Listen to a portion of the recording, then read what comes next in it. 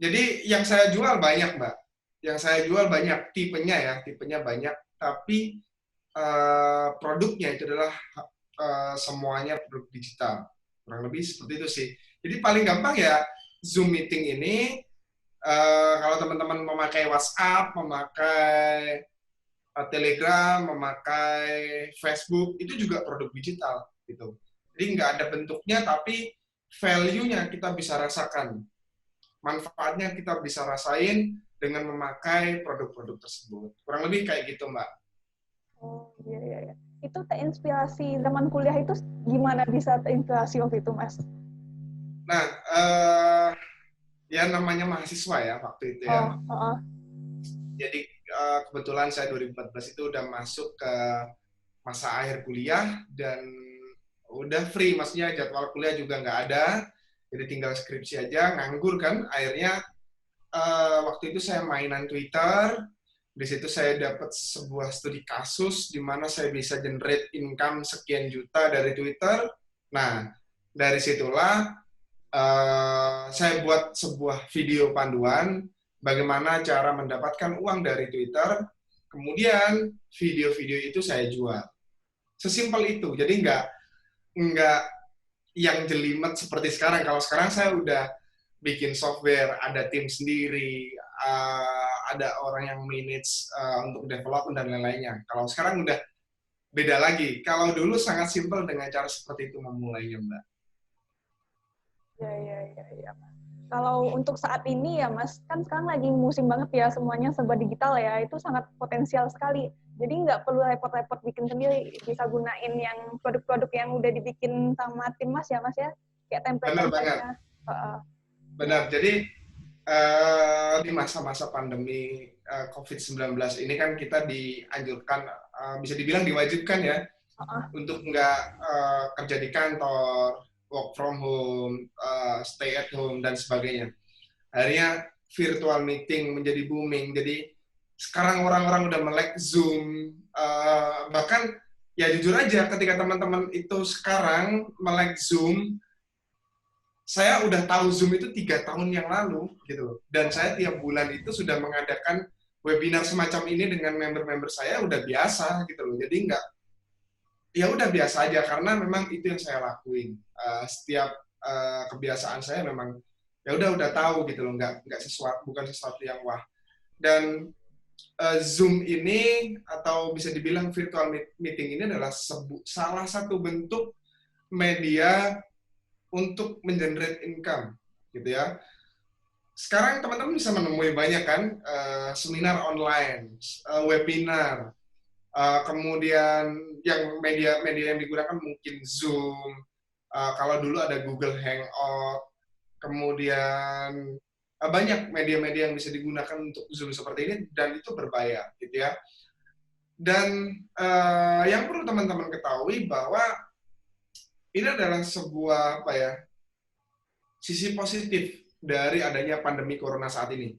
Jadi termasuk untuk teman-teman yang saat ini juga mungkin dalam hal ini mungkin terdampak, entah itu besar, kecil, menengah, dampaknya saya kurang tahu, tapi saya masih berkeyakinan bahwa dunia digital saat ini bisa memberikan solusi untuk teman-teman di masa-masa pandemi seperti sekarang. Paling mudah adalah menjual keahlian. Itu adalah hal yang paling mudah. Karena dulu saya pernah saya pernah dikasih tahu, kalau kamu nggak punya sebuah produk, kalau kamu nggak bisa jualan produk, jual saja keahlianmu. Itu paling gampang. Dan masa-masa pandemi ini tentu orang sangat banyak yang mencari keahlian-keahlian khusus. Misalkan bahkan kemarin saya sempat baca-baca di LinkedIn, itu juga ada. Ini sangat baru, dan entah itu saya yang gaptek atau saya yang ketinggalan zaman, saya baru tahu ada jasa moderator nih. Dan saya baru tahu itu di LinkedIn kemarin. Dan sebelumnya saya nggak tahu ya, mungkin teman-teman sudah tahu, saya baru tahu kemarin, dan ini keren banget karena selama ini yang kita tahu ya moderator offline, kita ketemu, berdiskusi di dalam satu ruangan. Tapi mungkin karena di masa-masa pandemi seperti sekarang ini, serba virtual, serba digital, akhirnya ada moderator service. Jadi orang yang membuka jasa menjadi seorang moderator dalam sebuah seminar online, webinar online, dan sebagainya. Kurang lebih kayak gitu, Mbak. Oh iya iya iya Mas. Jadi itu udah investasi jangka panjang ya Mas ya. Sekali bikin tapi bakal berkepanjangan ya Mas ya. Apanya tuh yang dibikin? Yang produk-produk yang Mas bikin tadi.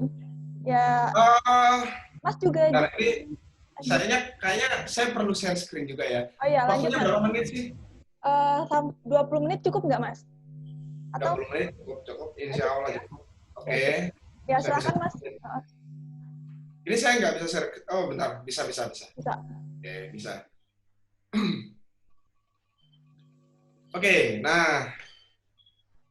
Jadi kalau teman-teman belum tahu saya, ini adalah saya.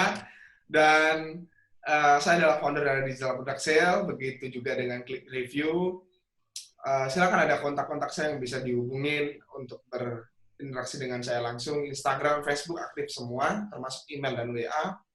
Terus ini adalah beberapa produk Mbak yang udah saya buat, gitu ya. Kalau tadi ditanya, ini semacam investasi Mas, benar bisa dibilang ada benarnya juga investasi karena seperti contohnya ini produk yang bernama Snapixa. Ini saya buat tahun 2016 dan siang ini saya masih mendapatkan penjualan. Saya nggak perlu ngebuatnya lagi. Nah, jadi keunggulan produk digital itu adalah di mana kita bikinnya sekali aja, gitu. Sama seperti teman-teman ngedownload Zoom ini, yang bikin Zoom, yang pemiliknya Zoom, nggak mungkin dong bikin Zoom itu 1000 kali misalkan, nggak mungkin. Bikinnya 1 kali aja cukup. Tapi yang memakai Zoom, yang memakai aplikasinya, yang memakai produknya, sudah banyak sekali. Gitu kan? Sama seperti saya juga gitu.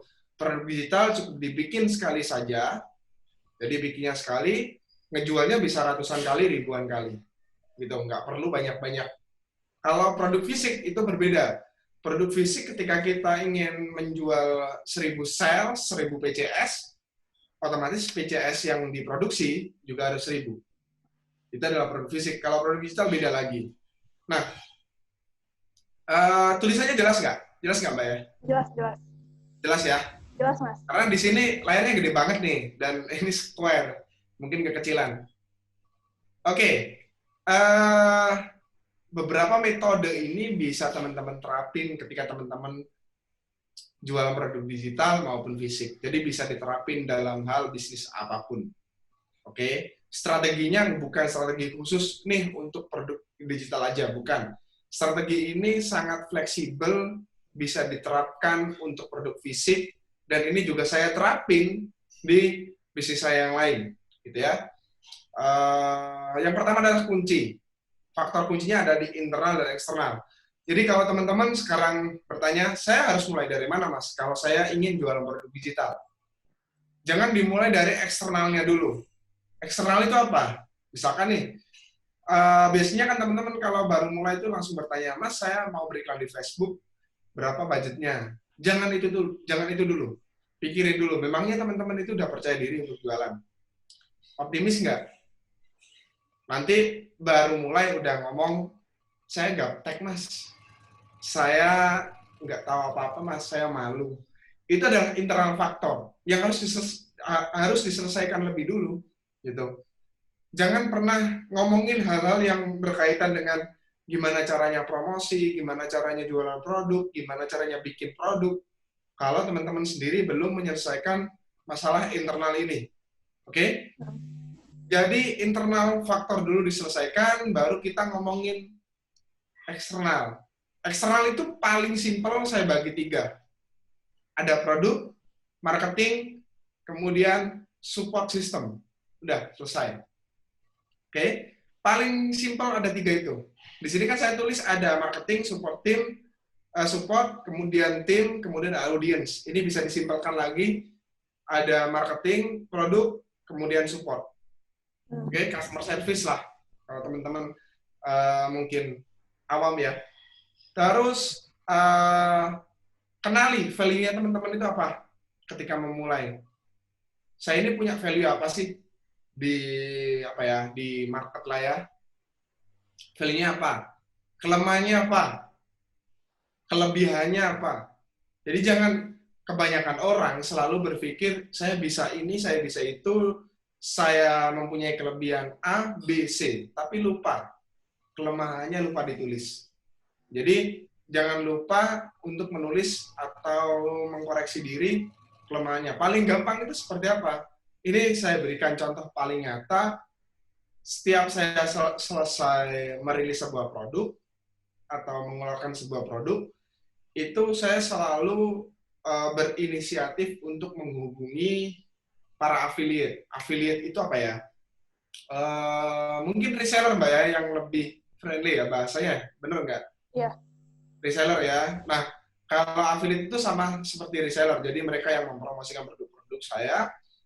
Nah, saya menghubungi mereka, saya bertanya, apa sih kekurangan saya butuh dikritik, saya butuh dijelek-jelekin, saya butuh masukannya. Jadi saya tahu, oh ternyata saya lemahnya di sini. Saya tahu. Oke. Nah, kemudian langkah selanjutnya, kalau sudah ngomongin eksternal, jadi cuma ada 3, produk, marketing, support. Oke. Ada tambahan lagi, bisa ditambahin ke database sebenarnya. Tapi ini untuk, ya bisa dibilang next level lah, gitu ya, bukan basic level. Kalau masih mulai dari awal, database ini bisa berjalan beriringan lah bersama bisnisnya nanti. Produknya apa? Jadi jangan pernah, ini saya terapin bukan hanya untuk digital produksi, untuk semua bisnis model apapun, jangan pernah ngomongin iklan, jangan pernah ngomongin halaman penjualan, jangan pernah ngomongin endorsement Instagram, jangan pernah ngomongin Instastory Instagram. Kalau produknya sendiri belum siap. Oke? Deal ya. Sampai di sini udah jelas. Saya punya prinsip di situ. Kalau mau meniru silakan. Karena kenapa? Kenapa kok nggak bisa memulai yang lain, Mas, kalau produknya belum benar-benar siap untuk dijual? Gitu ya. Saya bilang siap untuk dijual, bukan sempurna. Oke? Produk yang sempurna itu nggak ada. Apple saja yang jualan produk jutaan rupiah dalam bentuk HP, itu produknya juga banyak kurangnya. Nggak sempurna. Jadi kalau teman-teman menunggu produk sempurna, saya yakin nggak akan pernah jualan produk, teman-teman. Oke? Jadi harus mulai dari produk yang siap untuk dijual. Layak untuk dibayar oleh seseorang. Oke? Nah, kalau semua itu sudah siap, lalu siapkan marketing-marketingnya. Mulai dari gimana cara promosinya, berbayar atau gratis. Kalau berbayar, gimana budgetnya, dananya seperti apa, dananya berapa, perharinya berapa, itu dihitung semua. Oke? Kalau sudah, siapa yang mempromosikan?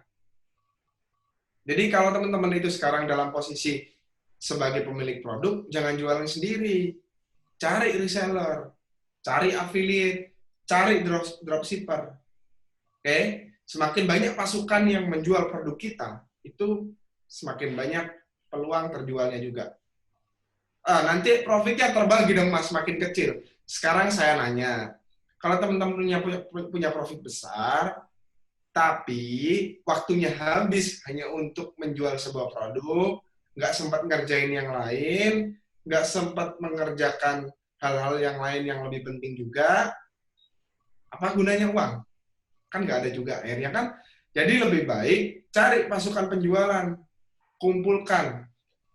Gimana carinya Mas? Ya kumpulin mereka-mereka yang interest, yang tertarik dengan produk-produk kita. Buatkanlah sebuah kolam, misalkan grup WhatsApp, grup Facebook, dibimbing di sana, diajarin cara jualan, dikasih materi-materi promosi, biar mereka mau jualan. Bagi hasil, oke, mungkin lebih kecil, tapi sekarang saya bertanya kembali. Uangnya memang lebih kecil, tapi saya bertanya, apakah teman-teman capek? Enggak juga. Saya lebih memilih merawat para reseller ini, membimbing para reseller, para affiliate, para dropshipper ini, daripada saya capek menghabiskan waktu membimbing satu-satu pembeli yang jumlahnya banyak. yang sebenarnya itu bisa dilimpahkan tugasnya melalui affiliate maupun reseller tadi. Oke. Kemudian di sini kita berbicara tentang produknya. Gimana bikin produknya? Pertama riset. Oke, pertama riset. Kedua bikin, ketiga testing. Ini 3 step ini udah paling simpel, meskipun pasti jelimet sebenarnya dalamnya itu ribet banget. Oke, risetnya gimana Mas? Riset paling gampang adalah cari di media sosial dan marketplace. Di marketplace itu seperti Tokopedia dan Shopee, cari di sana produk yang paling tinggi itu terjualnya produk tentang apa. Contoh, misalkan kosmetik. Berarti market yang paling bagus di sana bisa jadi mak-mak. Nah, bisa jadi mak-mak. Oke, bisa jadi ya saya bilang ya, karena ini kan by opini, bukan by data. Gitu kan? Karena kalau saya bicara data, waktunya nggak cukup 20 menit nih. Bisa lebih panjang. Mungkin tembus sampai selesainya buka puasa. Oke. Jadi, langkah paling simpel, riset itu adalah masuk ke marketplace, lihat produk terbaiknya di sana apa, kita simpulin marketnya siapa. Contoh, misalkan tadi kosmetik ya, berarti bisa jadi kosmetik kan nggak mungkin bawa bapak. Pasti mak-mak kan? Nah, mak-mak itu sukanya apa? Kita bikin sebuah produk yang berkaitan dengan mak-mak, related bahasanya. Masih berhubungan dengan mereka. Oke, itu masih dari market. Terus cari kompetitor yang lain.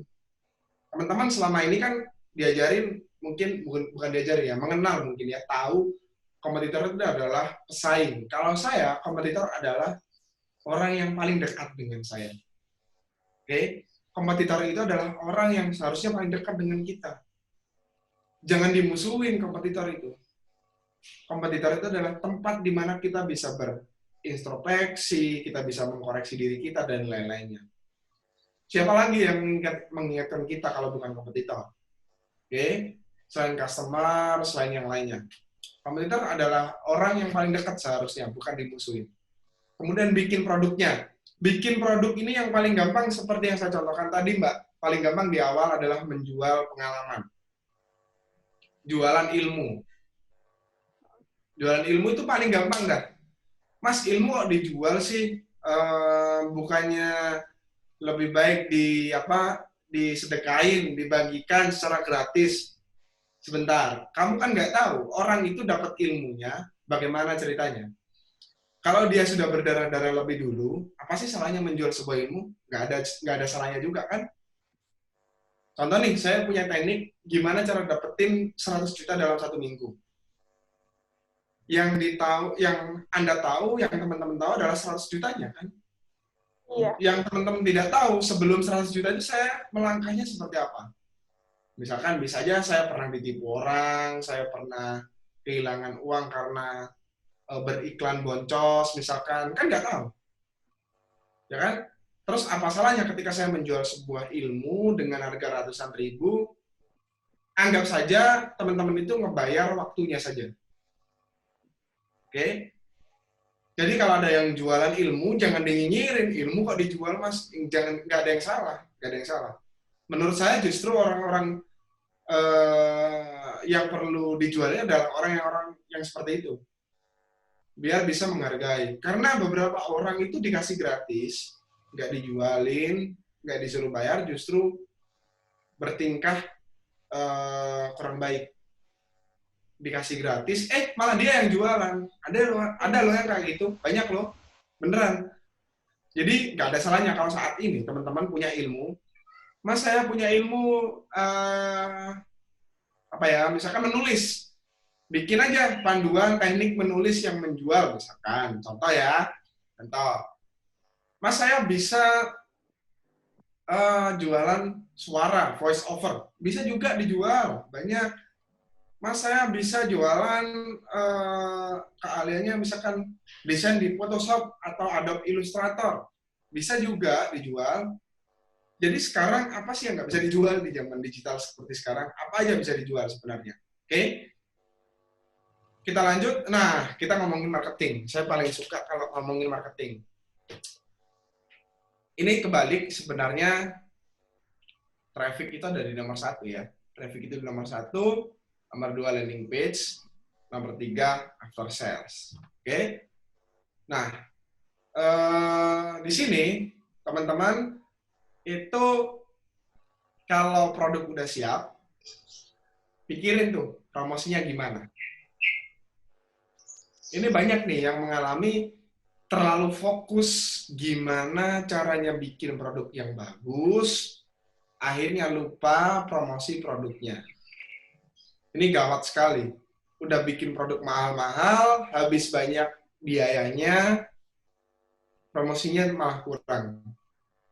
Kadang orang itu bukan nggak mau beli produk kita, tapi bisa jadi orang tersebut punya duit, mau beli produk kita, tapi dia nggak tahu belinya di mana.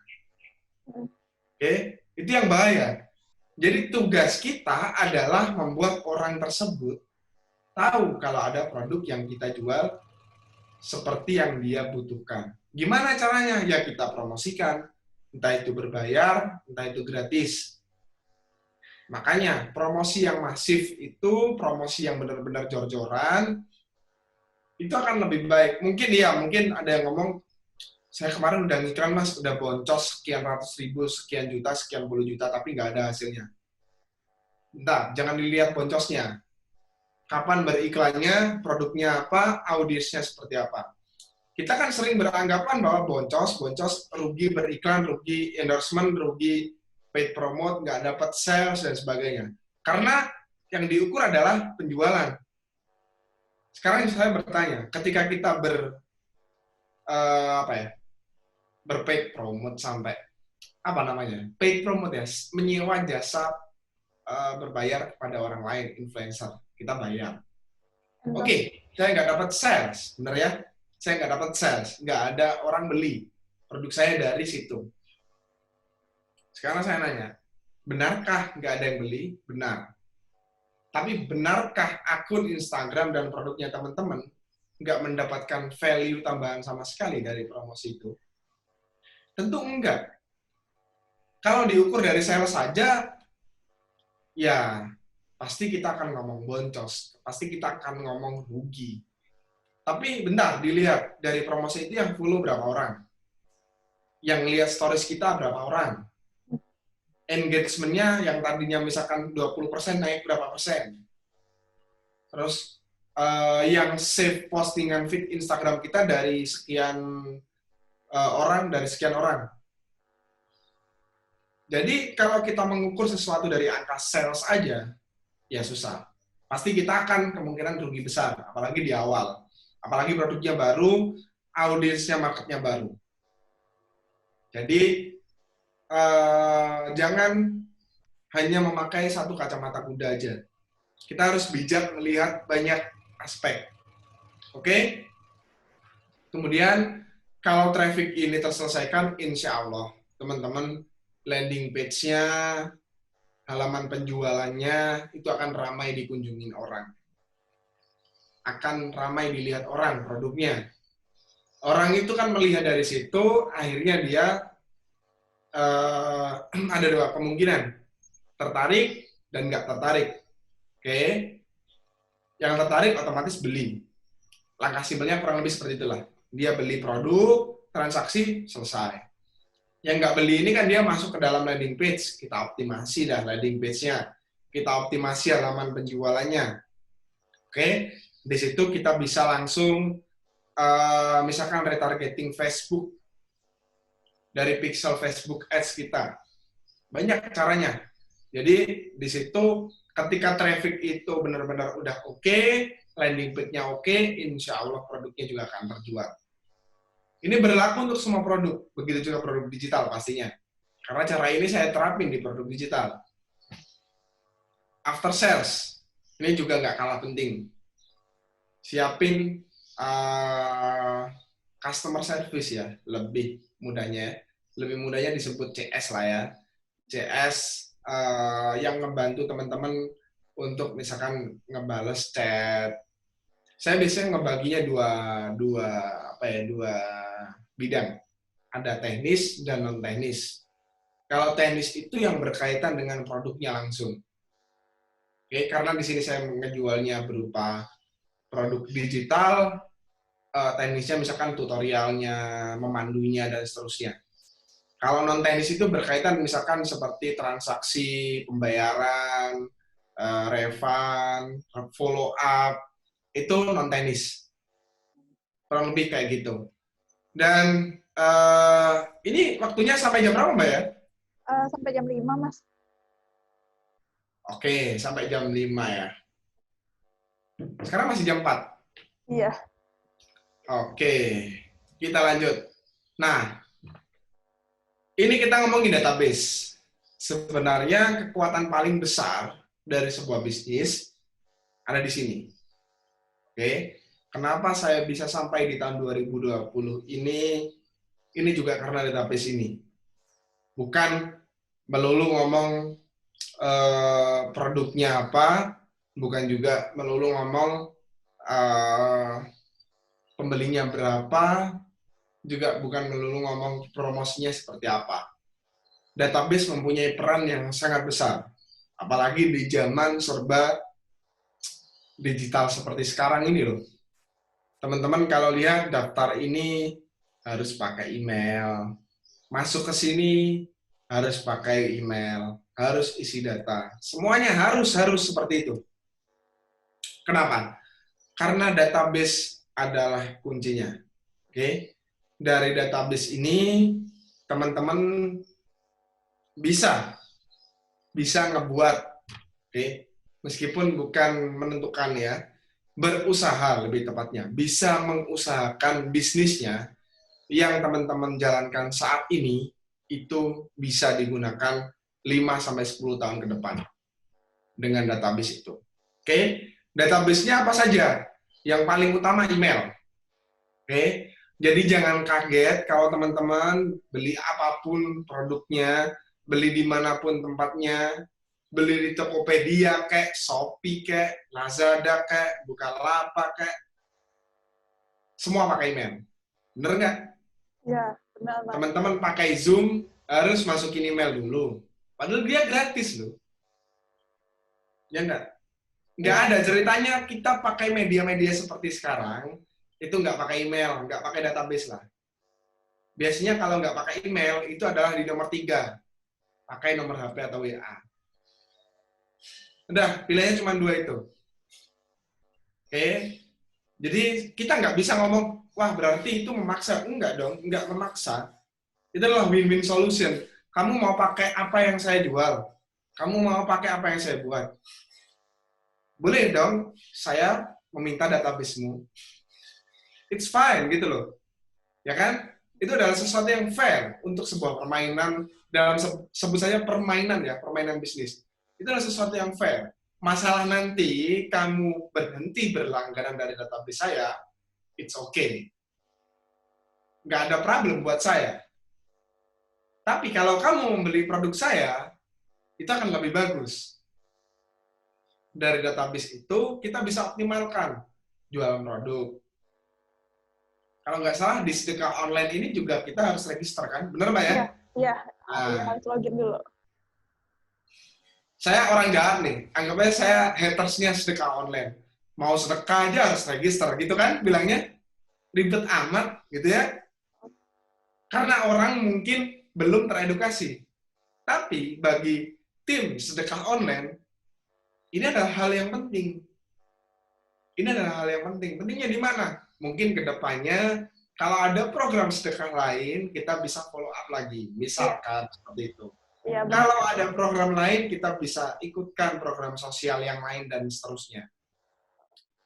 Apakah itu sesuatu yang salah? Tentu saja tidak. Dan inilah keunggulan database. Kalau kita itu mau mencontoh, paling gampang, coba teman-teman cek lagi. Apa sih yang dijual sama Gojek? Apa yang dijual sama Grab? Data. Kalau bukan database itu apa? Mau jualan pulsa? Ya enggak dong. Mau jualan makanan? Juga enggak. Mana warungnya Gojek? Enggak ada. Yang dijual dalam bentuk aplikasi yang ada di HP ini, itu adalah database. Dijualnya kepada siapa? Dijualnya adalah kepada para investor yang mau menyuntikkan dana kepada Gojek. Gojek aja mainan database, masa kita enggak? Kita yang masih di bawah nih, para UMKM ya harus segera beranjak dong. Harus mendigitalkan bisnisnya mulai sekarang dong. Kamu mau beli produk saya minta database-nya. Emailnya apa, nomor HP-nya berapa, WA-nya berapa. Kalau kamu mau join grup saya. Ya udah, saya nggak mau beli produk. No problem. Yang penting kita kan ngasih value. Gitu kan? Toh, kebanyakan pembeli beli produk itu adalah karena butuh. Kalau memang sudah butuh, mau dia dimintain email berapapun juga akan kasih. Jadi kalau teman-teman kalau teman-teman sekarang jualannya masih manual, manual melalui WhatsApp, melalui direct message Instagram, coba sedikit dirubah metodenya. Kalau orang mau beli harus join grup WA-nya misalkan, harus mengisi datanya dulu, emailnya apa, nomor HP-nya berapa, dan seterusnya. Dari situ, teman-teman, besok-besok, bulan depan, habis Lebaran, punya produk baru misalkan. Sekarang saya nanya, kalau sudah punya database, habis Lebaran punya produk baru, bingung nggak jualannya kepada siapa? Pastinya enggak. Udah punya market kan, udah punya database, jadi habis Lebaran punya produk, langsung jualan aja. Sekarang teman-teman bayangin, kalau teman-teman jualan nggak punya database, bingung. Itu yang saya alami dulu di waktu saya sebelum belajar tentang database. Oke, jadi teman-teman mulai sekarang harus segera mengumpulkan database-nya. Kita ambil kesimpulan dari awal lagi. Jadi yang pertama, teman-teman harus menyelesaikan internal faktor dulu. Yang sekarang posisinya ngerasa malu jualan, nggak pede, ngerasa gaptek. Kalau teman-teman sekarang pakai Zoom, itu bukan gaptek namanya. Itu namanya malas. Oke? Malas sama gaptek itu beda tipis. Kalau teman-teman sekarang pakai Zoom, pakai Instagram, WhatsApp, dan sebagainya, itu bukan gaptek. Cuman perlu baca aja. Oke? Internal diselesaikan. Kalau sudah, kita baru ngomongin eksternal. Oke? Internal itu bagiannya apa aja? Value teman-teman apa? Kelemahannya apa? Kelebihannya apa? Catat semua. Oke? Terus kita ngomongin eksternal. Ada 3, produk, marketing, support. Oke? Database silakan dilewati. Database itu paling akhir aja. Oke? Produknya di riset. Paling gampang dari tempat yang paling rame. Mana? Sosial media. Cari di sosial media. Marketplace. Cari marketplace. Membuat produknya. Mas, saya nggak punya dana untuk bikin produk. Nggak punya modal. Jual keahliannya. Jual ilmunya. Kok ilmu dijual? Ya udah, nggak usah dijual. Biar dijual oleh orang lain. Simpel kan? Nah, kalau sudah ngomongin produk, sekarang kita ngomongin marketing. Promosikan produknya. Jangan lupa, bikin halaman penjualan yang menarik. Jangan lupa after sales-nya diperbaiki, diperbagus. Sewa CS, admin, dan lain-lain kalau perlu. Mulai sekarang bangun database-nya. Oke, bangun, kumpulkan email-email customer-nya, belinya. Kumpulkan database pixelnya dari iklan Facebook. Kumpulkan nomor HP dan WA customer-nya. Jadikan satu dalam sebuah tempat dalam grup WhatsApp maupun Telegram. Rawat mereka, bimbing mereka, kasih mereka value, kasih mereka benefit.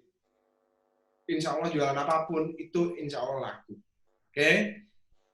Dan saya rasa untuk screen-nya udah cukup, Mbak ya. Mungkin kita akan lanjut diskusi aja ya. Gimana?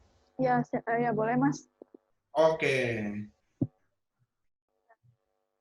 Itu tadi udah dijelasin juga ya, Mas, strategi memulai bisnis ya.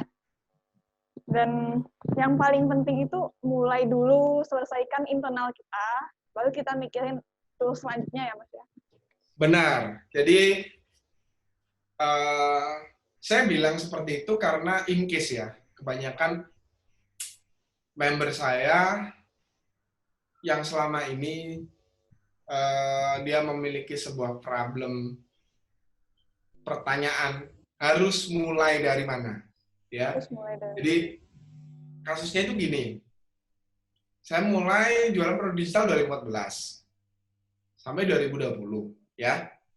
Member yang saya miliki kurang lebih sekarang sekitar 23 ribuan lah, hampir 25 ribu.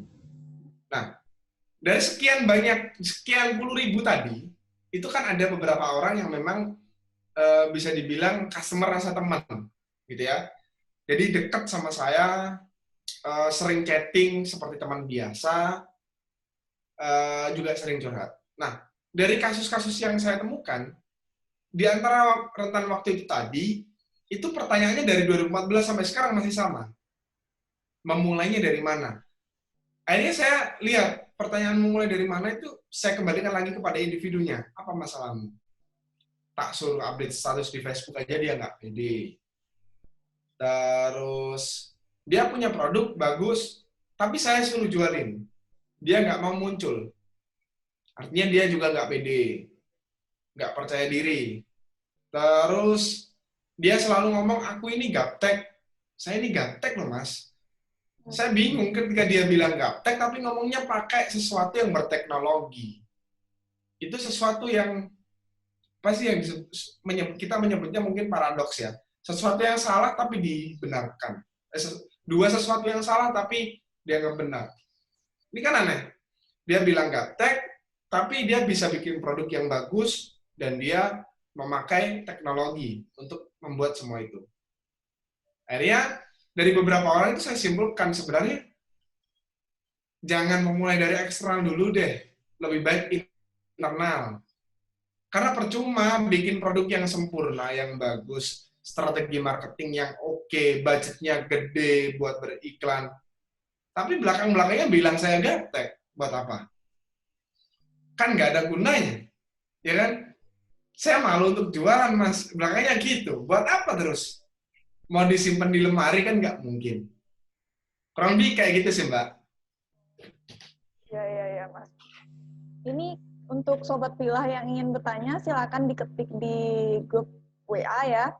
Sambil menunggu pertanyaan teman-teman, Mas, saya pengen nanya nih, Mas, peluang produk digital ini masih eksistensinya gimana tuh, Mas? Soalnya, Mas, tadi kan lebih menekankan ke reseller ya. Semisal untuk pemula ya, Mas, itu gimana tuh, Mas? Kan nggak bisa langsung dapat reseller gitu, butuh membangun kepercayaan atau gimana tuh, Mas? Benar. Jadi, kalau kita bicara peluang ya, di tahun 2020 ini, atau lebih tepatnya di masa pandemi ini, ya, produk digital peluangnya masih begini, 2 jempol. Oke? Itu kalau ngomong peluang ya, ngomong peluang. Sekarang kita balik lagi, ngomong, tadi kan saya bilang, kan harus melalui kaki tangan dan usaha para affiliate. Atau yang teman-teman sebut, misalkan lebih bersahabat bahasanya friendly. Friendly, apa? Reseller. Ya kan? Terus gimana caranya, Mas? Kan kita masih baru, belum dikenal orang. Siapa yang mau nolong, Mas? Kira-kira mereka mau nggak bantu kita? Kalau ditanya seperti itu, jelas jawabannya tidak akan mau. Oke. Jadi, namanya minta bantuan, itu ada etikanya. Oke. Ada attitude-nya. Gimana caranya? Cara paling mudah adalah menghubungi mereka yang ibaratnya satu lingkaran dengan saya di Facebook.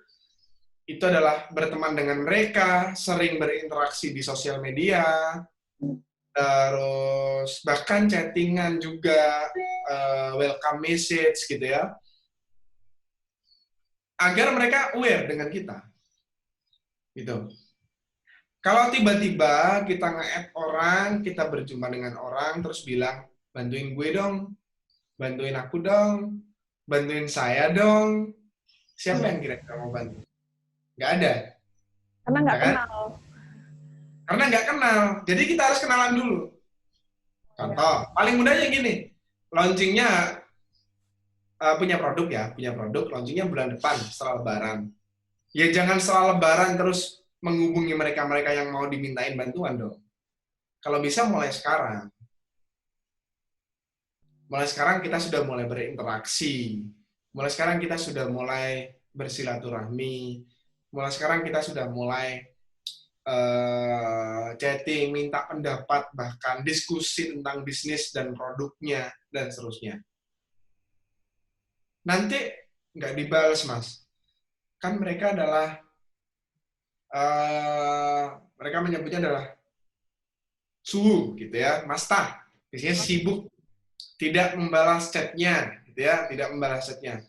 Sekarang saya tanya, ketika chatmu tidak dibalas, memang ruginya berapa sih? Apakah sebanding dengan ruginya ketika kamu tidak chat? Mending memulai daripada nggak mulai sama sekali, Mas. Benar banget. Buat saya nggak dibalas itu biasa. Ya, benar. Benar kan? Nggak dibalas itu biasa. Tapi setidaknya kita sudah mencoba untuk mendekatkan diri kita kepada mereka. Oh ya. Gitu ya.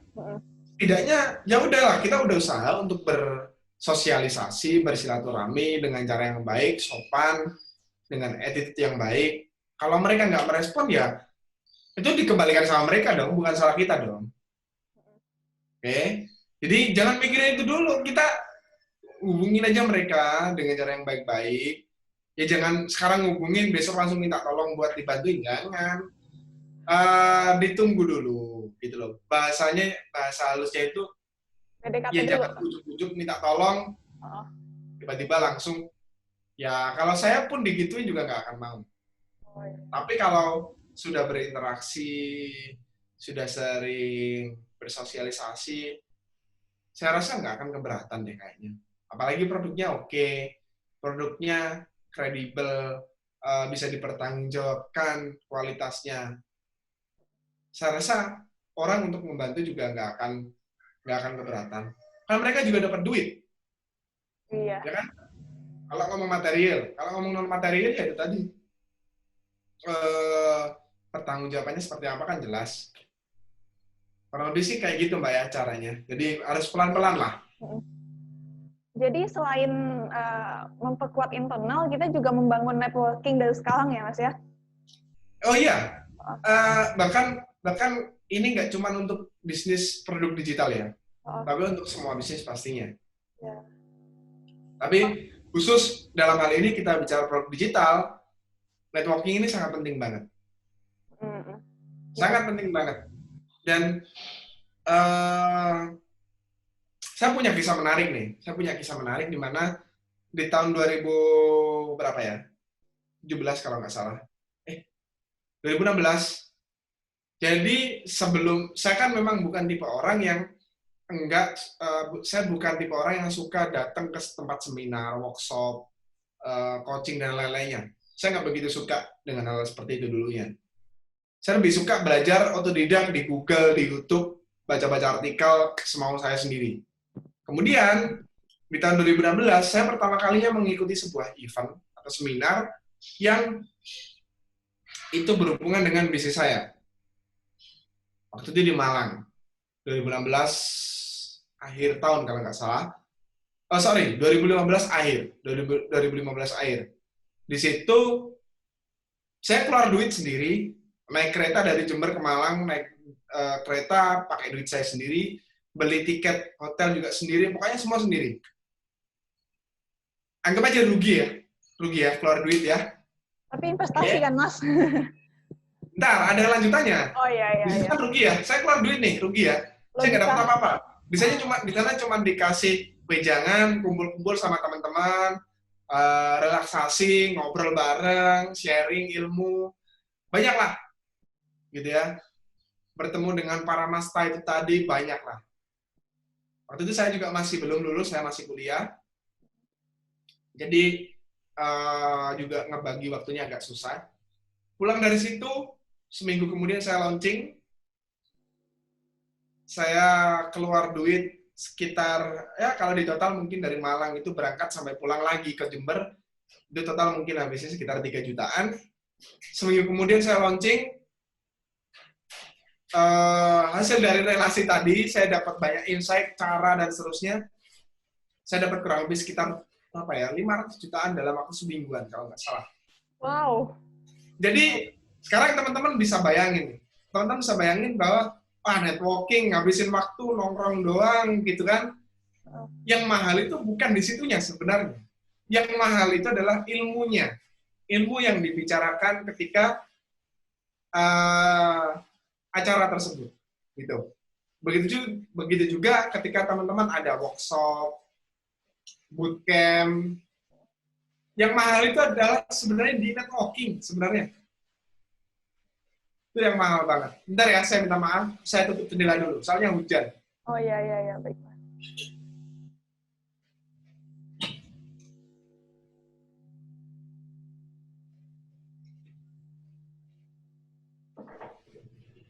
Oke, lanjut. Yang networking tadi ya Mas ya.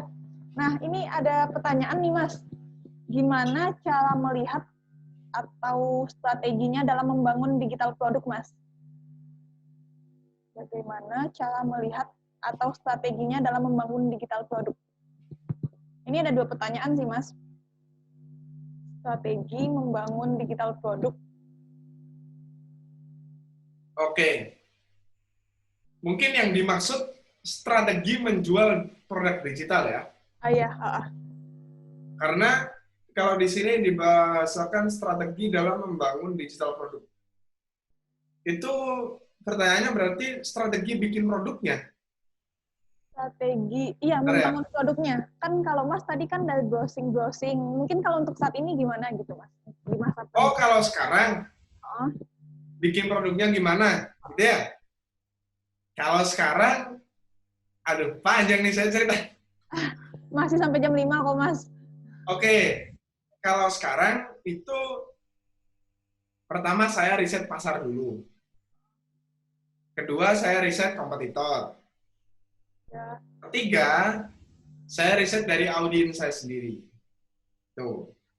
Nah, dari situ ketemulah sebuah kesimpulan. Saya harus bikin produk A. Oke, dari situ ya. Produk A. Oke. Nah, produk A ini gimana cara bikinnya? Cara buatnya gimana nih? Kalau software, saya nggak bikin sendiri. Ada orang yang bikin di belakang saya. Sebut saja Bunga namanya. Dia adalah seorang programmer. Dia adalah seorang developer yang bisa bikin software. Oke? Kalau saya ditanya, lu Mas, kenapa nggak bikin sendiri aja sih? Memang nggak bisa ya Mas? Emang nggak bisa. Saya bukan sarjana TI. Saya bukan lulusan orang teknologi informasi juga.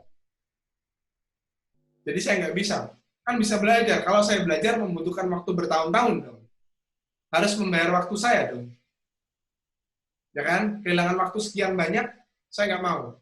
Jadi lebih baik saya bayar orang yang ahli di bidang tersebut untuk bikin apa yang saya inginkan. Kalau sudah jadi, saya jual. Jadi, tidak saya bikin sendiri. Yang saya bikin sendiri itu adalah sesuatu yang semuanya berawal dari saya. Contohnya adalah panduan cara membuat karakter animasi di PowerPoint. Nah, karena saya ahli desain, saya bisa bikin dari PowerPoint. Nah, saya punya ilmunya, itu yang saya jual. Oke? Jadi, bentar ya, saya tutup pintu. Oh ya.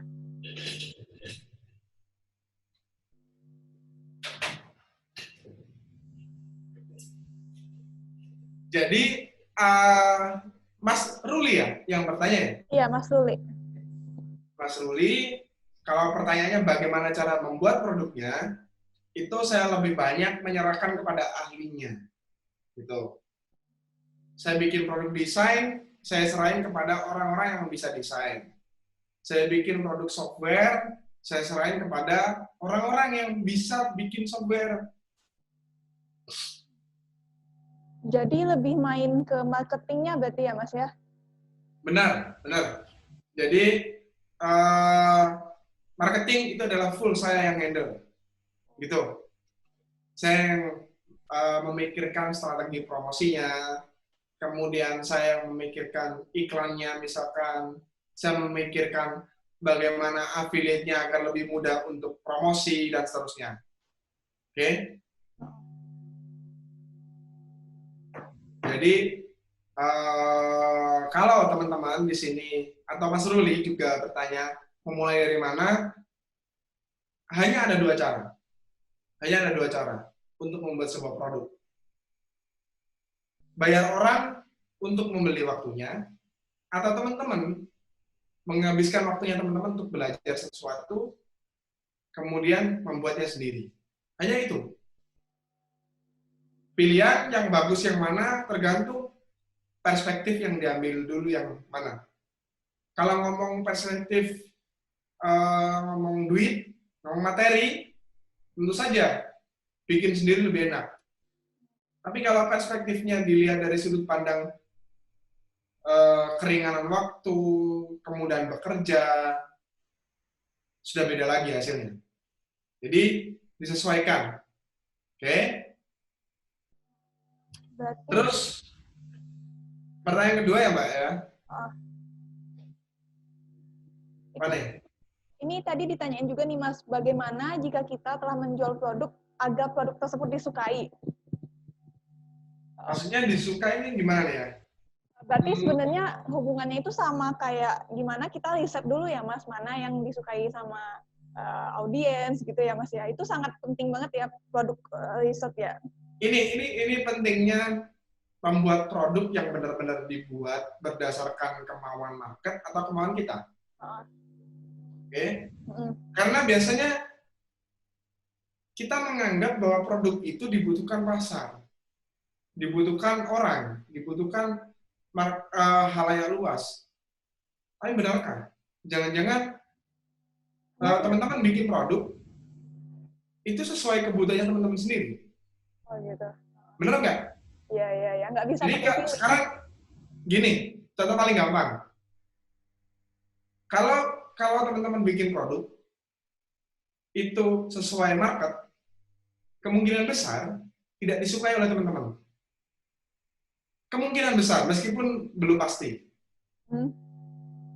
Dan sebaliknya, kalau teman-teman itu membuat produk yang disukai teman-teman sendiri, dibutuhkan teman-teman sendiri, kemungkinan besar market tidak butuh itu. Meskipun perlu data untuk merisetnya lebih jauh, untuk melihatnya lebih jauh. Dan itu belum tentu. Kemungkinan saja. Kenapa saya bisa bilang seperti itu? Karena saya sudah mengalaminya berkali-kali. Jadi, kalau saya sekarang ditanya, lebih baik pakai cara gimana, Mas, agar produk kita disukai banyak orang. Jual produk yang dibutuhkan oleh mereka.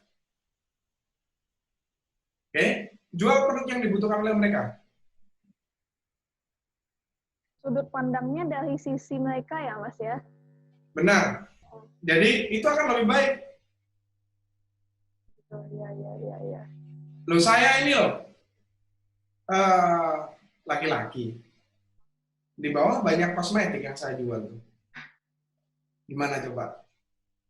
Berarti kacamatanya itu gunain kacamata emak-emak, ibu-ibu gitu ya, Mas? Nah, jadi yang dilihat bukan sayanya. Kalau saya suruh pakai kosmetik ya jelas nggak cocok, nggak bisa dong. Tapi kalau dilihat dari sisi marketnya, nah beda lagi dong. Gitu kan? Nah, terkadang Mas yang suka dilemanya itu adalah marketnya ada gitu ya, tapi terkadang itu tuh berlawanan sama idealisme kita ataupun value yang udah kita bangun. Itu baiknya gimana ya Mas? Jalan tengah atau win-win solution-nya? Oke, saya bisa mengerti tentang idealisme, tentang pendirian ya. Saya juga belajar tentang itu soalnya. Buat saya, idealisme itu bukan egois. Oke? Idealisme bukan ilmu, bukan juga sesuatu yang kaku, kalau kita sudah ngomong A nggak bisa dirubah. Bukan, itu bukan idealisme, itu egois namanya. Idealisme itu yakin, idealisme itu punya pendirian yang teguh. Tapi nggak egois, nggak semaunya sendiri. Sekarang saya ambil contoh. market menginginkan produk A. Dia tidak menginginkan produk A. Tapi dia menginginkan market A. Terus dia bikinlah produk sesuai dengan keinginannya dia, bukan sesuai keinginannya si market. Apakah itu idealis? Menurut saya itu egois. Menurut saya idealis itu dia membuat sesuatu, bikin produk yang bisa diterima market, tapi juga dia bisa menerimanya. Gimana caranya? Ya nggak tahu gimana bikinnya. Itu adalah resiko orang yang memiliki idealisme tinggi. Kalau saya bukan orang yang seperti itu. Kalau saya lebih memikirkan gimana market menerima produk. Semua tergantung sudut pandang sih, Mbak. Kalau saya seperti itu, orang lain bisa jadi berbeda lagi. Ini Mas, ada pertanyaan selanjutnya Mas, yang dari Hilmi Atek. Adakah ya itu untung rugi kalau kita pakai agen jasa digital marketing? Untuk promosi produk digital ya? Untuk ya. Maksudnya gimana ya? Agen jasa? Misalnya kita udah punya produk, digital produk ya. Kalau dari Mas kan tadi itu benar-benar marketingnya dari Mas sendiri. Semisal nih, kan kita udah gunain jasa orang untuk yang bikin produk digitalnya, dan untuk jasa marketingnya kita juga gunain jasa agen gitu Mas, agensi. Nah itu tuh untung ruginya gimana menurut Mas? Apakah masih masuk hitungan sebagai profitable, atau mending kita yang gunain jasa itu untuk ke diri kita sendiri aja gitu? Jujur saya belum pernah ya pakai jasa beginian. Ya. Tapi kalau dihitung-hitung apakah masih profit atau tidak, tergantung dia create produknya dari mana. Itu dulu. Kalau dia create produk dari orang lain, maksudnya dia menyewa jasa orang lain juga, terus dia juga sewa jasa promosinya ke orang lain, otomatis profit akan dibagi 3 kemungkinan.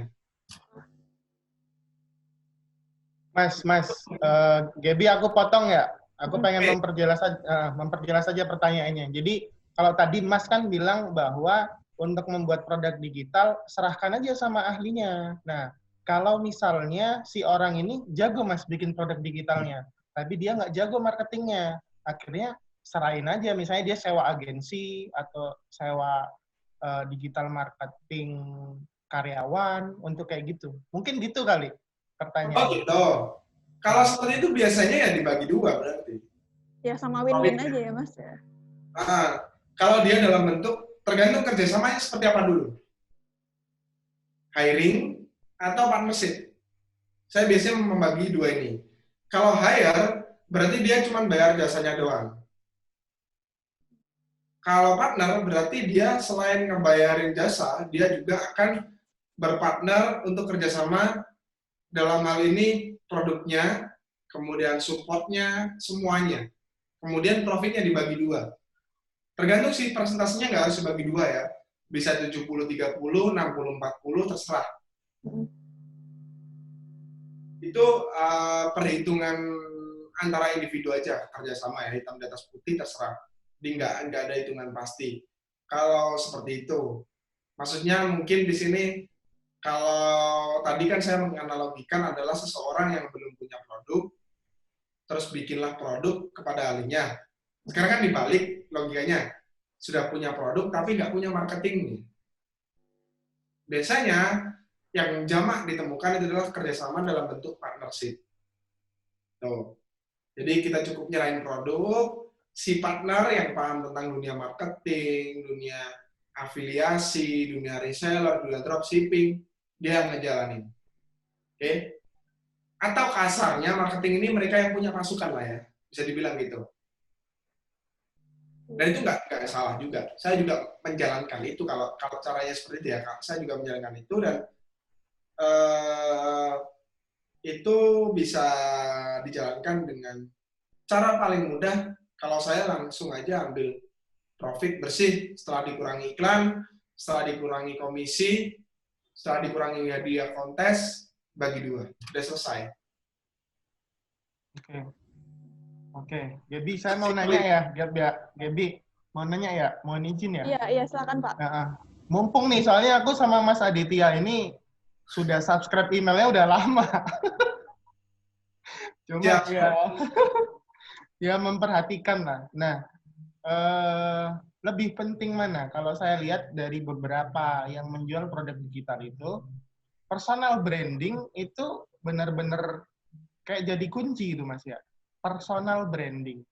Seberapa penting kalau menurut Mas Aditya antara personal branding sama mungkin dia bikin perusahaan sendiri atau branding produknya sendiri yang dikedepankan? Gimana Mas Aditya kira-kira? Jadi intinya lebih bagus mana? Personal branding, product branding, corporate branding. Ya. Lebih bagus mana? Untuk case produk digital ya. Oke. Kalau untuk case produk digital, kalau di Indonesia Mas ya, itu personal branding. Kenapa? Pertanyaannya. Kenapa kok personal branding? Market di Indonesia itu adalah market yang sangat-sangat kecil. Ya. Berbeda dengan ketika kita berbicara market di Eropa, di US, di UK, di Jerman, di Spanyol, di Italia, itu berbeda. Karena di sana lintasnya lintas negara, lintas benua bahkan, marketnya sangat-sangat luas. Mengedepankan personal branding di sana juga percuma. Justru kebanyakan orang di sana lebih percaya kepada company, kepada corporate. Kalau di sini kebalikannya, karena market yang kecil, ya udah itu aja marketnya, nggak kemana-mana gitu loh. Mau masuk ke Telegram, masuk di WA, masuk di email, masuk di Facebook, kemungkinan orangnya juga kemungkinan sama, akan bulat di sini terus, maka personal branding akan memberikan pengaruh sangat besar. Kenapa memberikan pengaruh sangat besar? Karena orang akan melihat berkali-kali. Orangnya sama, kan marketnya kecil. Orangnya sama kan, banyak kan. Yang dilihat ya udah itu aja. Aditya aja. Sedekah online aja. Tapi bukan berarti kita nggak perlu nge-branding sebuah produk, nge-branding sebuah corporate, itu juga penting itu. Cuman kalau pertanyaannya lebih penting mana, untuk saat ini jawaban saya adalah personal branding. Itu. Karena ya itu tadi, kalau orang Jawa bilang itu, ya wes lah, pasar wong Indonesia itu yang bulat di situ aja, nggak kemana-mana, gitu loh. Buka Facebook, ketemu dia. Buka email, ketemu dia. Buka Telegram, ketemu dia lagi. Ya kan akhirnya pasar itu ya kan bisa disimpulin dengan kesimpulan paling mudah. Ya udah, berarti pasarnya bulat di situ-situ aja. Sesimpel itu, Mas. Siap.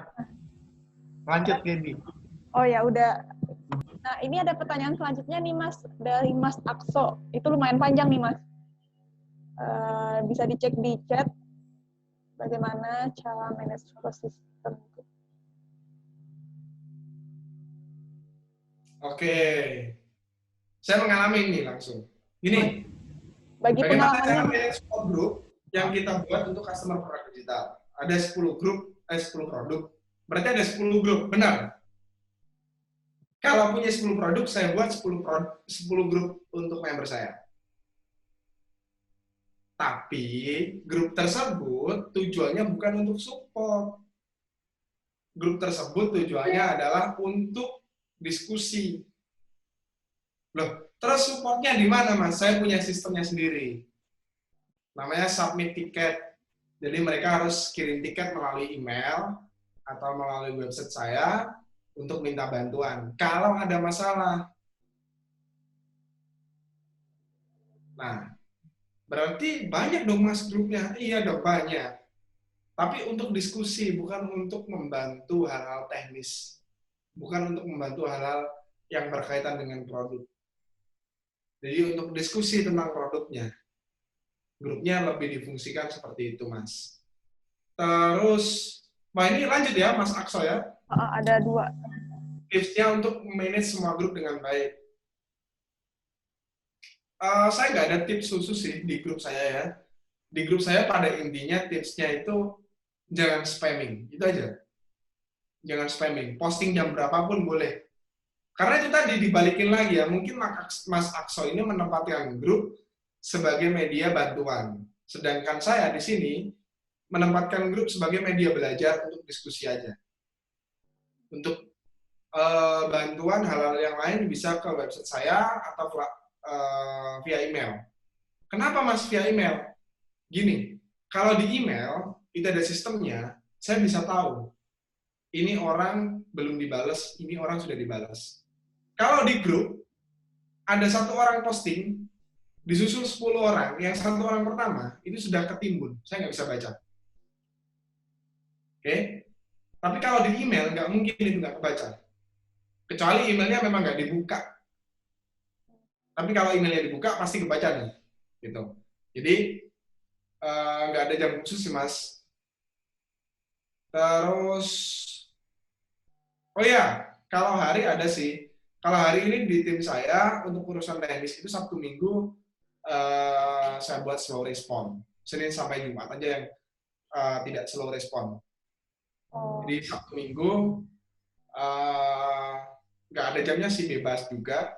Itu, tapi slow respon. Senganggurnya dia, saya bilangnya gitu. Senganggurnya dia, bisanya dia. Kalaupun dia ada kepentingan yang lebih urgent, silahkan. Sabtu Minggu nggak apa-apa. Tapi kalau Senin sampai Jumat, usahakan sebaik mungkin. Saya juga nggak, tim itu atau karyawan itu kan juga manusia, sama seperti kita. Saya jadi nggak menuntut mereka untuk kamu harus fast respon, enggak. Yang penting dibalas dan dibantu. Kita pun nggak selalu fast respon kok. Gitu kan? Kadang kita lagi tidur, lagi di jalan, gimana? Kan nggak mungkin kita harus langsung ngebales apa yang diminta bantuan oleh seseorang. Jadi, kalau saya selalu menuntut, harus dibantu. Ini itu. Terus, tim yang diperlukan untuk jadi digital product creator minimal apa aja, Mas? Tergantung apa yang dibikin dulu. Mas Fahri ya. Apa yang dibikin? Kalau yang dibikin itu adalah software, ya berarti butuh programmer. Programmernya banyak. Ada front end, ada back end, banyak lah bahasa-bahasa teknis yang itu sangat jelimet, gitu ya. Kalau yang dibikin produknya video animasi template, berarti orang yang bisa bikin video, bisa paham tentang desain grafis. Tergantung sih. Itu untuk timnya. Kalau CS-nya, saya cuma punya 2, gitu ya. 2 itu adalah saya sendiri dan 1 orang lain lagi. Jadi cuma 1 lah ibaratnya gitu ya. Tapi ya saya, apa ya, kalau saya CS itu nggak begitu banyak yang bertanya. Kalaupun banyak itu di email, dan di email itu bisa dipantau, jadi balasnya kapan aja aman, tidak ada masalah. Kalau sosmed, kalau WA atau Telegram kan begitu ada yang chat nih, banyak di sini ya, misalkan banyak yang chat gitu, kan ketindih. Saya sering nggak kebalas chatnya orang itu bukan karena nggak mau balas, tapi karena udah ketindih chat banyak banget. Makanya setiap ada orang yang ngasih keluhan, ngasih komplain gitu ya, itu lebih baik ke email gitu loh. Itu lebih enak. Nggak serame di chatting messenger biasa, gitulah ibaratnya gitu. Iya. Mbak Andina.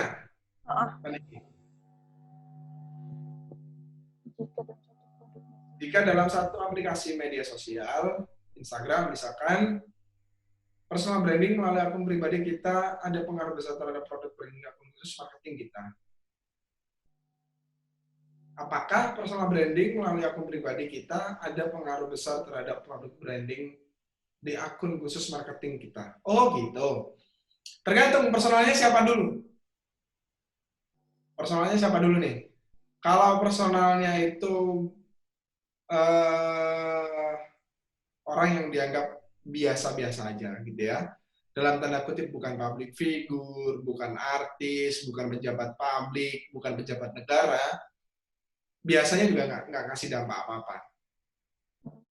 Tapi kalau Mbak Andina nih, seorang pejabat publik, seorang anggota DPR, seorang pejabat negara, seorang artis, terus punya produk, biasanya branding produk ini akan terkena pengaruhnya dari personal brandingnya Mbak Andina sebagai seseorang yang memiliki personal branding yang lebih bagus sebelumnya. Jadi tergantung personalnya siapa dulu. Ya, kalau personalnya bukan siapa-siapa, biasanya ya, saya bilang biasanya tidak memberikan dampak besar pada branding produknya, ya.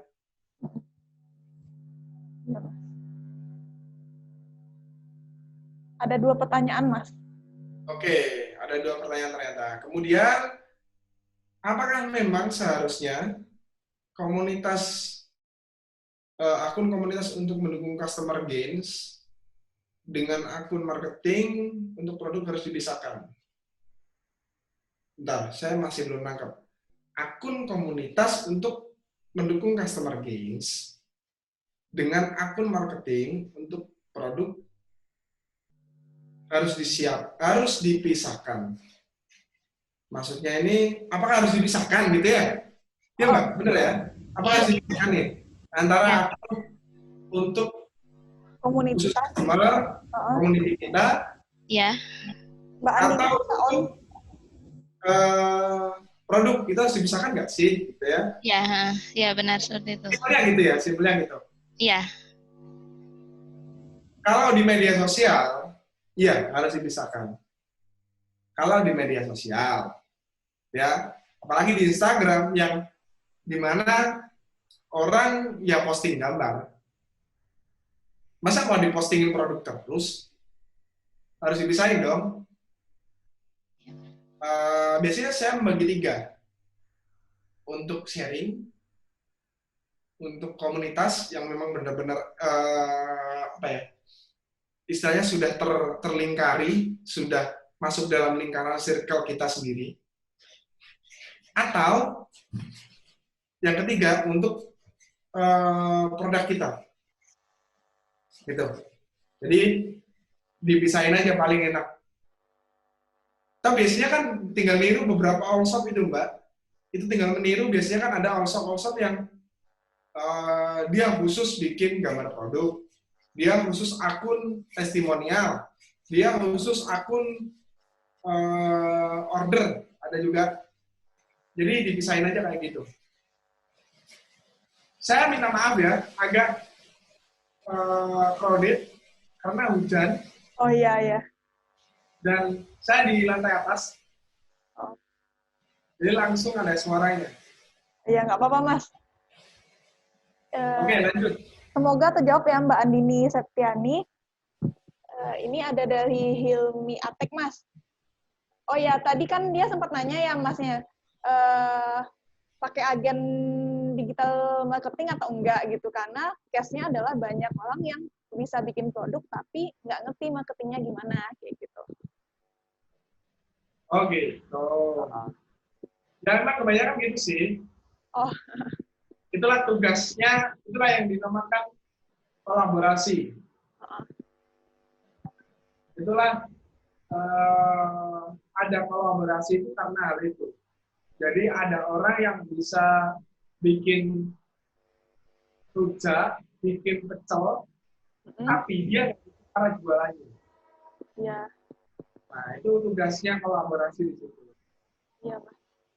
Terus, saat ini produk digital apa yang paling diminati? Gimana ya jawabnya?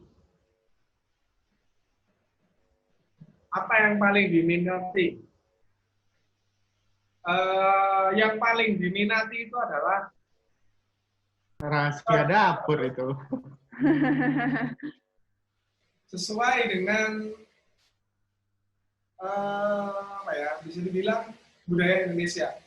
maunya cari duit cepat, dapat yang mudah, apa lagi tuh? Pokoknya gitu-gitu lah. Dapatnya gede. Nah, produk digital apa yang paling diminati? Produk digital yang bisa membantu orang untuk mendapatkan 3 hal tadi. Cepat. Mendapatkan duit yang cepat, dapat yang mudah, nominalnya besar.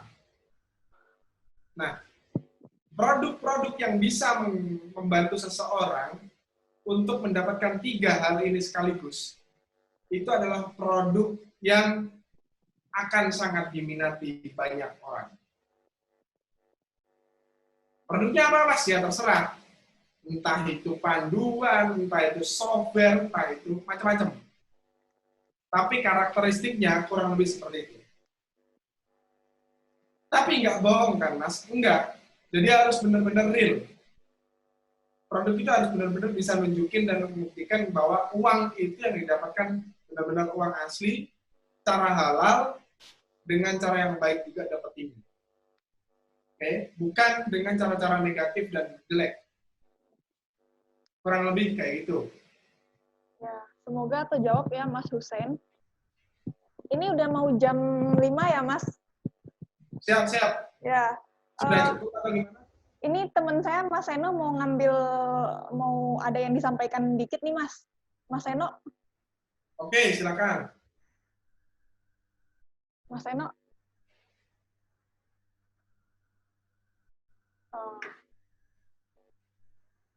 Mas Seno.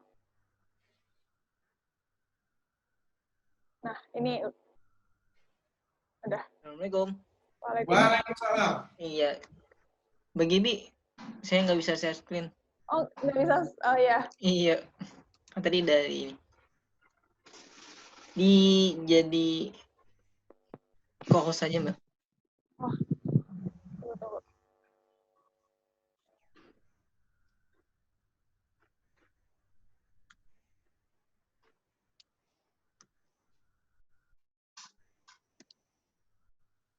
Saya yang buka websitenya aja ya, Mas?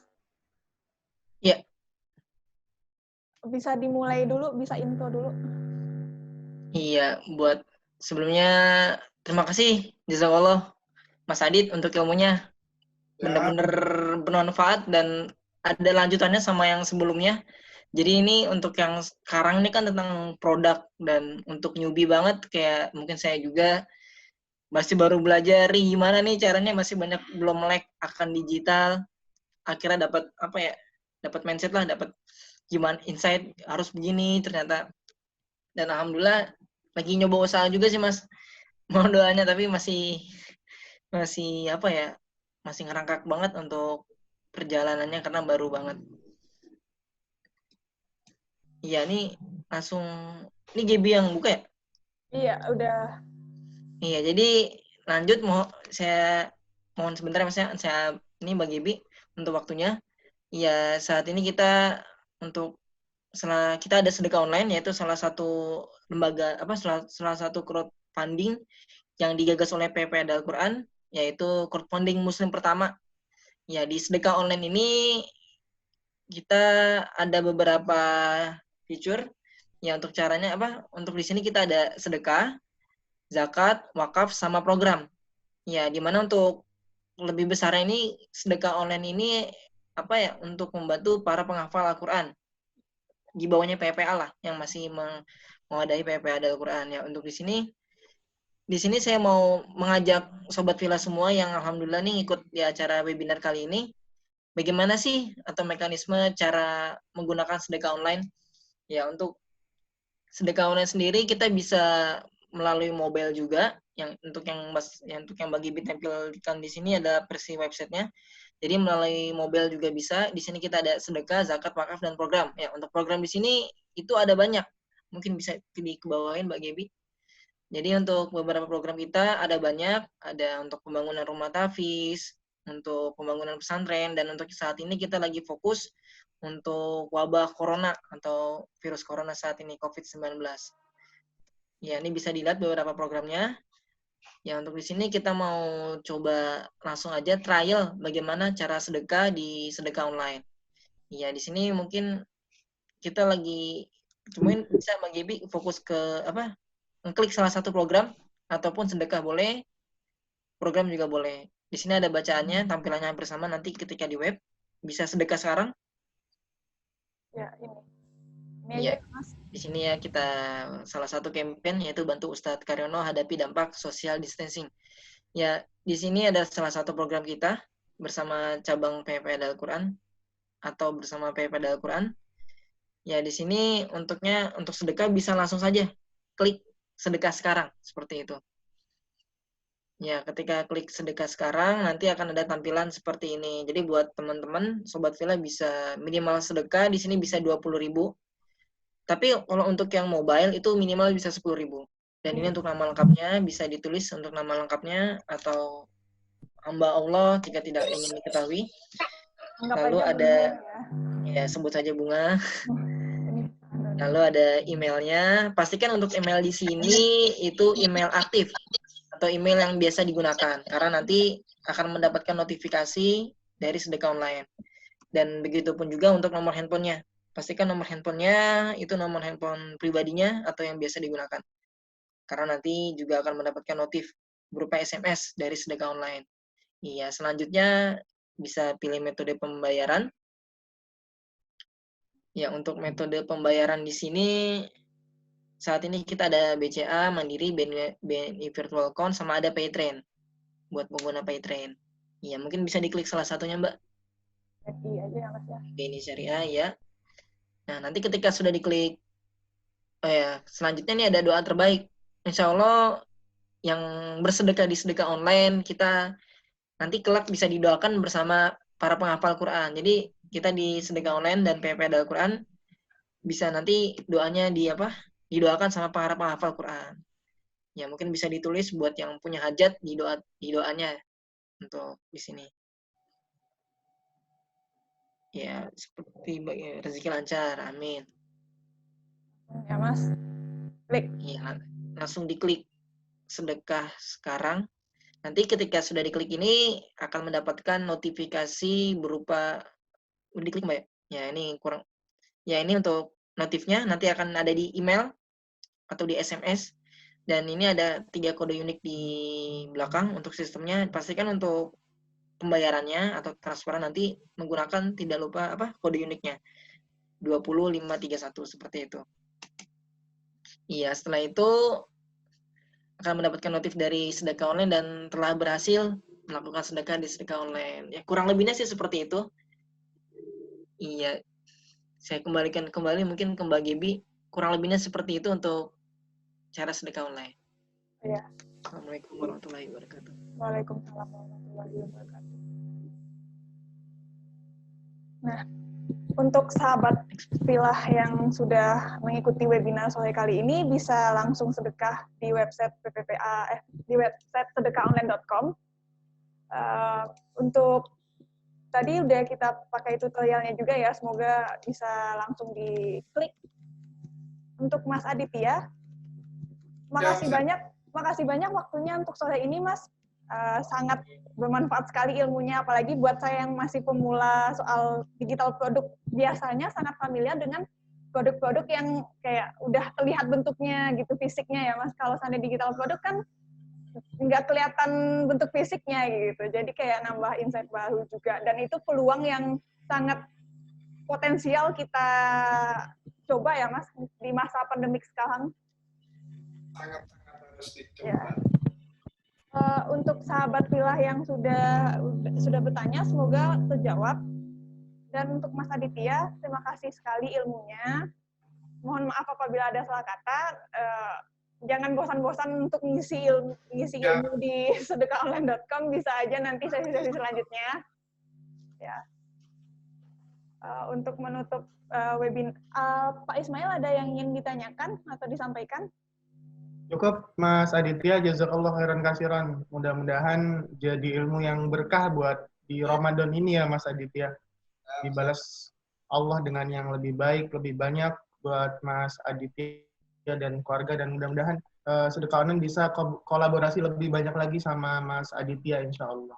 Ya, Seperti itu ya. selalu. Gitu aja, Gaby. Ya. Next webinar, Gibbs, mungkin diinfoin. Jadi untuk Sobat Pilah yang udah join di webinar kali ini, kedepannya kita juga ada webinar itu bahas Google Ads ya Pak Fahli ya, tanggal 14. 9. Oh, tanggal 9 apa ya? 10 ya? Tanggal 9 nanti langsung kita infoin juga di grup. Jadi buat sahabat Pilah, jangan lupa ikutan next webinar. Insya Allah juga bermanfaat. Kan kita dari kemarin itu bahas bisnis online, gimana bangun produknya, dan nanti ngiklannya kayak gimana. Jadi jangan sampai melewatkan sesi-sesi yang udah kita siapin. Untuk menutup sore kali ini, kita tutup dengan baca Al-Fatihah.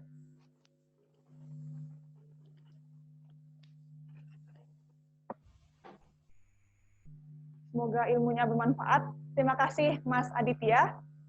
Sama. Untuk semua peserta, terima kasih banyak sudah bergabung. Insya Allah recording ini akan kita upload di YouTube, jadi simak aja di grup WA, akan kita share juga siaran ulangnya. Ya, sekian ya Mas Adit. Saya tutup dulu. Assalamualaikum warahmatullahi wabarakatuh.